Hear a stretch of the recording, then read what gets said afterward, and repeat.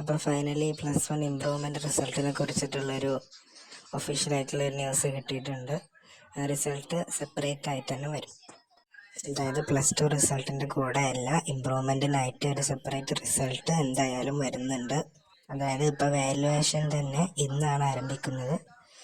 ഇമ്പ്രൂവ്മെൻറ്റിൻ്റെ valuation ഇന്നിപ്പോൾ തുടങ്ങിയിട്ടുണ്ടാവും. ഏകദേശം ഒരു 2 ദിവസത്തിനുള്ളിൽ വാല്യുവേഷൻ കഴിയും. പിന്നെ അതുമായി ബന്ധപ്പെട്ട മറ്റു ടാബുലേഷൻ വർക്കുകൾ കൂടി കഴിഞ്ഞാൽ റിസൾട്ട് പെട്ടെന്ന് തന്നെ വരും. കൂടിപ്പോയാൽ ഒരു 1-2 ആഴ്ചയുടെ ഉള്ളിൽ, അല്ലെങ്കിൽ ഒരു 10 ദിവസത്തിൻ്റെ ഉള്ളിൽ തന്നെ റിസൾട്ട് എന്തായാലും വരും എന്നുള്ളത് കൺഫേം ആയിട്ടുണ്ട്. ഒരു ഒഫീഷ്യൽ കറക്റ്റ് ഡേറ്റ്, അതായത് ഈ ഒരു ദിവസം വരും എന്നുള്ളത് ഒഫീഷ്യലായിട്ട് വന്നിട്ടില്ല. എന്നാലും ഇമ്പ്രൂവ്മെൻറ്റുള്ള റിസൾട്ട് വളരെ പെട്ടെന്ന് വരും കേട്ടോ.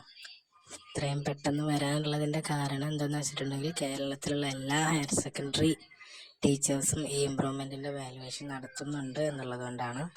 ഓക്കെ, അപ്പോൾ ഈ ഒരു ഇൻഫോർമേഷൻ എല്ലാവരിലേക്കും എത്തിക്കുക എന്നുള്ള ഒരു വീഡിയോ ആയിരുന്നു. അപ്പോൾ ശരി, ചാനലൊന്ന് ലൈക്ക്, ഷെയർ, സബ്സ്ക്രൈബ് ചെയ്യുക. Okay, thank you, by.